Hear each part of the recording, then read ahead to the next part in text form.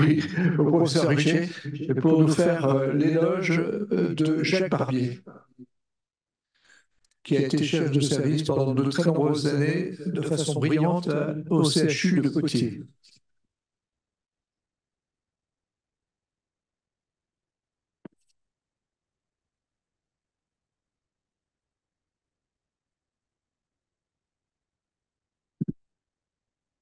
Oui, il y a un petit peu d'écho. Je vous rappelle simplement que Pénélope était très amoureuse d'Hermès. Ils ont fait un enfant qui s'appelait Pan. Et quand elle l'a vu, parce qu'il était à la fois homme et bête, elle a été prise de panique. Et Pan était un peu lubrique. Il était dieu à la fois des bergers et des abeilles. Et donc, il va être amoureux d'Écho, qui va poursuivre dans les marais. Il va faire la flûte de Pan. Et quand on en a tellement assez, elle va disparaître dans l'Écho. Excusez-moi, j'avais une petite transition à faire.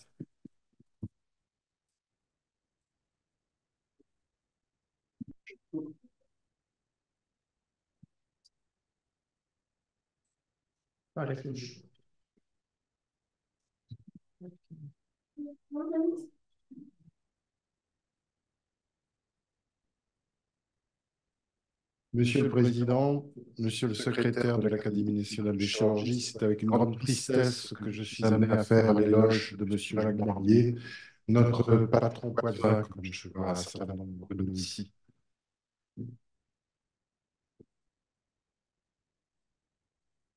Monsieur Jacques Barbier est né le 6 avril 1933 dans le quartier de Belleville, 20e arrondissement de Paris. Son père était épicier, sa mère au foyer.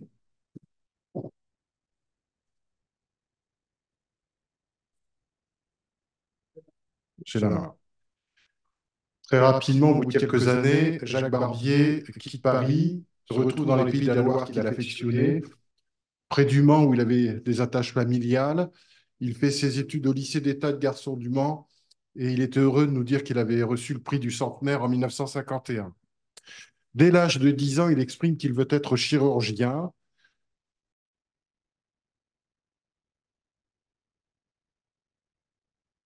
Et il va poursuivre ses études sur Angers, études de médecine à l'École nationale de médecine de plein exercice. Il sera nommé externe des hôpitaux d'Angers en 1953. Mais comme il veut faire de la chirurgie, il choisit de revenir à Paris. Il passe le concours de l'externat des hôpitaux de Paris en 1954. Il sera hébergé dans la cité universitaire de Paris car il a très peu de moyens.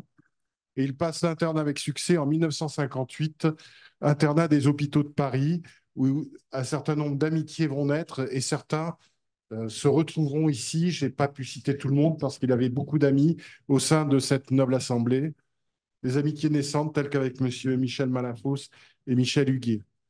Pendant sa formation, au cours de son internat, il a eu des maîtres célèbres en chirurgie viscérale et endocrinienne, vasculaire et urologique, gynécologique, orthopédique, thoracique. Mialaré, Lorta Jacob, Champeau, Serbonnet, Huguier, Sicard, Nathalie, Forel, Aboulker, Cabrol, Tomré, Garnier.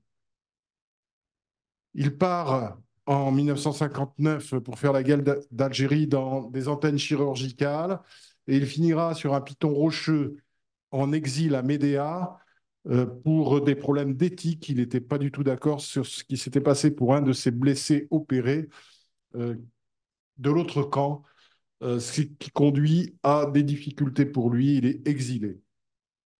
De retour à Paris, il finit son internat et il sera nommé chez Gaston Cordier chef de clinique. Il a également une notion d'anatomie puisqu'il sera aide en 1962 pendant son internat et prosecteur d'anatomie en 1964. Monsieur Cordier lui propose d'aller vers Poitiers puisqu'un poste d'agrégé est ouvert avec la promesse d'un retour vers Paris.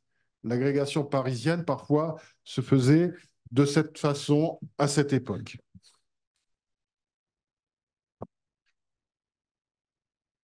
Jacques Barbier arrive à Poitiers en 1965 à l'Hôtel-Dieu, qui est le CHU de Poitiers depuis 1961. Hôtel-Dieu qui est situé à l'époque dans les bâtiments de l'Hôtel Pinel, à côté de l'école de médecine. Il y a encore des religieuses, et ces religieuses ont la responsabilité et l'encadrement, bien qu'une école d'infirmières ait été créée en 1938 à Poitiers. Jacques Barbier oppose fermement ses compétences et son autorité. L'hôtel de Dieu de Poitiers, l'hôtel Pinet, en effet, a déménagé sous la Révolution de l'aumônerie de Notre-Dame-la-Grande vers l'ancien grand séminaire de Poitiers qui avait été réquisitionné. Et cet hôtel-Dieu était donc dans l'hôtel Pinet qui avait de vastes jardins derrière, permettant la construction ultérieure de bâtiments, notamment entre les deux guerres, avec le sanatorium. Lorsque Jacques Barbier arrive à Poitiers, le service de chirurgie est dirigé par le docteur Poussier, qui est un chirurgien du privé à mi-temps à l'hôpital. À Poitiers, il existe une école nationale de médecine et de pharmacie qui est dirigée par Jean de Belu, un chirurgien du privé. L'école est en recherche de renaissance en faculté et d'une aide, donc d'où l'agrégation, au docteur Kivy, titulaire de la chaire de clinique chirurgicale. Mais l'accueil de Jacques Barbier est très frais à Poitiers en 1965, puisqu'en 1961, un autre chirurgien était arrivé de Poitiers en gardant sa fonction hospitalière à Paris et dès sa nomination était retourné à Paris. Un certain nombre d'événements vont changer la carrière de notre maître Jacques Barbier. Des éléments poitevins qui sont tragiques et prématurés. Le décès, le 18 juillet 1965, du docteur Kivy, qui dépossède la chaire de clinique chirurgicale de Poitiers de son titulaire. Le docteur Poussier qui démissionne de la chefferie de service. Et le décès brutal du maître Gaston Cordier prive Jacques Barbier de son principal soutien. Maurice Mercardier succède à Gaston Cordier à la Pitié, à l'ancienneté selon les règles à l'époque, et il redéfinit son équipe. Entre 1966 et 1968, l'École nationale de médecine de Poitiers, en attente de renaissance en faculté, ne peut pas laisser la chaire de clinique chirurgicale vide. La chaire est attribuée en 1966 à Jacques Frélon, professeur à Alger, rapatrié à Besançon et qui sera donc nommé à Poitiers. Mais les deux hommes se respectent et une respectueuse collaboration s'installe, je dirais presque une amitié entre les deux hommes dans le même service à l'hôtel Pinet. En 1968, l'École nationale de médecine de Poitiers devient la faculté de médecine et de pharmacie qu'elle était entre 1431 et 1793. Entre 1968 et 1970, Jacques Barbier est nommé professeur de chirurgie générale, puis chirurgien des hôpitaux et chef de service lors du déménagement du service de chirurgie générale du bâtiment de l'Hôtel-Dieu, donc de l'Hôtel Pinet, vers le sanatorium qui a été complètement transformé, réadapté avec deux ailes. Une sera dévolue à Jacques Frélon, plutôt à orientation osseuse, l'autre à Jacques Barbier, plutôt à orientation viscérale. Parallèlement, la faculté de médecine construit ses bâtiments juste au-dessus de l'ancienne école de médecine de l'Hôtel-Dieu. C'est donc une unité de lieu à l'époque. Ce sont les premiers temps pleins hospitalo-universitaires de Poitiers et Jacques Barbier conservera de profondes amitiés avec le professeur Lefebvre, le neurologue, Yves Sudre, endocrinologue dont le décès tragique l'a beaucoup ému, Jean Payen, anatomopathologiste, puis plus tard, Jacques Aubert, je vois Bertrand Doré dans la salle, Jacques Aubert, ton maître, qui est arrivé en 1971 à Poitiers, Claude Matuszanski, Jean-Pierre Clarac, qui est arrivé de Bordeaux en 1971, et Marc Larrec, dermatologue. En 1980, le service est transféré de l'Hôtel-Dieu au centre-ville vers la Milletterie, qui est un vaste domaine sur la route de Limoges à l'est de Poitiers. Et M. Barbier développe avec efficacité et talent la chirurgie moderne à Poitiers. Son service, c'est une unité de chirurgie viscérale, de chirurgie endocrinienne, une unité de chirurgie pédiatrique qui deviendra un service autonome, une unité de chirurgie vasculaire qui deviendra également un service autonome. Il crée la réanimation chirurgicale, un service de cardiovasculaire et thoracique, et il devient expert en chirurgie endocrinienne. Alors le patron était sévère, toute une vie dévouée à la chirurgie, homme d'action, grand travailleur, consciencieux, rigoureux, déterminé et tenace, et contrôlant tout. Il faisait lui-même la visite 3 fois par semaine, visitait tous les malades au pas de course. Appartenir à son service, c'est assimiler certains principes reposant sur des connaissances scientifiques et de l'expérience, et le respect des règles chirurgicales qu'il imposait. Meneur d'hommes, craint et respecté, d'apparence colérique, autoritaire et parfois excessif dans son comportement.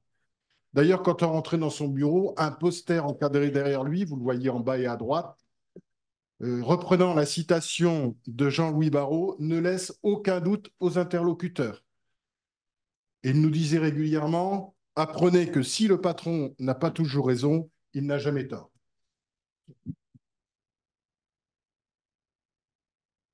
Il a évidemment eu un certain nombre de responsabilités administratives. Je ne citerai que les 3 principales. Président de la CME, 3 mandats, vice-président du premier conseil de surveillance du CHU, membre de la commission de conciliation et d'indemnisation de la région Poitou-Charentes. Mais c'était un patron attentif à son équipe. Et chaque année, il faisait un repas de début d'année où il présentait ses vœux, où il échangeait au sein des personnels. On était tous invités. C'est des très bons souvenirs. Quelques phrases des membres de son service. La consultation, c'est la cour des miracles. Vous voyez, 80 à 100 personnes par jour. Il nous disait, une colère doit être réfléchie pour être efficace.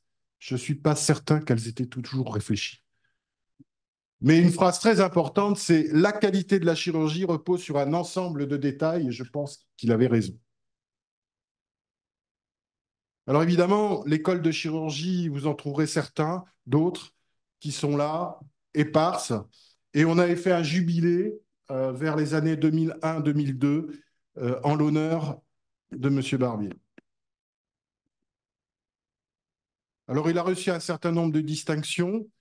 Membre titulaire de l'Académie nationale de chirurgie, il sera son président en 2002. Il a été membre titulaire de l'Académie nationale de médecine, officier de l'Ordre des Palmes académiques et commandeur en 2013 des mains du général Minet de la Légion d'honneur. Il avait eu un poste d'émérite et de consultant en 1998 et 2001. Alors connaître l'homme se méritait. Jacques Barbier a un jugement rapide, tranché et bien souvent juste. Mais derrière un professionnel très exigeant et très sévère se cachait un homme paradoxalement très attachant, plein d'humour, s'intéressant au devenir de ses élèves. Il aime dire qu'il est né à Belleville, comme Maurice Chevalier et Édith Piaf. Très cultivé et curieux des arts, c'était impressionnant sa culture.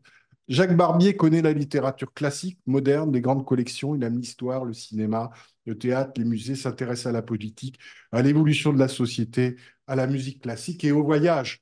Les voyages, Jacques Barbier est un hyperactif, il a le goût des voyages, loin des sentiers battus, parfois un peu risqués, qui se transforment alors en une aventure, comme au Tibet, au détriment de ses coronaires.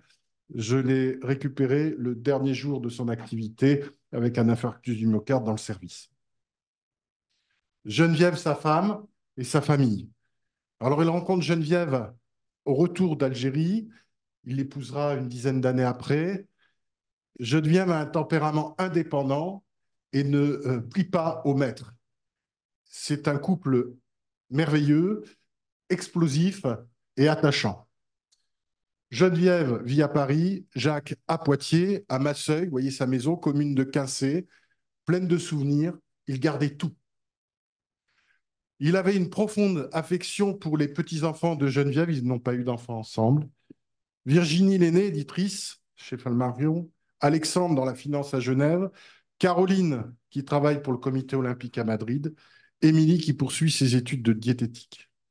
Et il les emmène 2 par 2 visiter les grandes villes culturelles d'Europe, mais également d'autres paysages beaucoup plus lointains.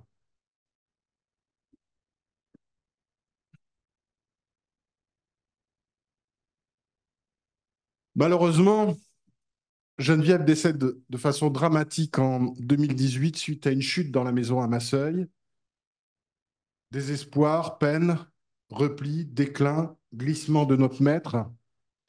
Et je pourrais dire avec Aaron Beck, si notre pensée est embourbée dans des significations symboliques, déformées, des raisonnements illogiques et des interprétations erronées, nous devenons en effet aveugles et sourds.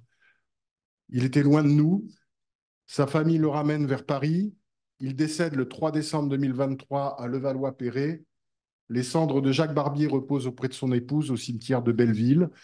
Je dirais à titre personnel en hommage cette phrase d'Antoine de Saint-Exupéry: être un homme, c'est sentir en posant une pierre que l'on contribue à bâtir le monde. Je vous remercie de votre attention.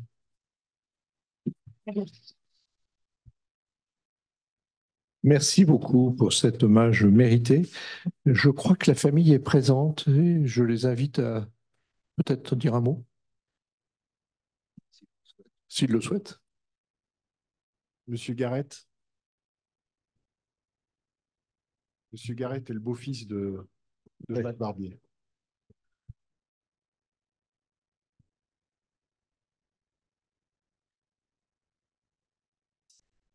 Pardon, merci beaucoup.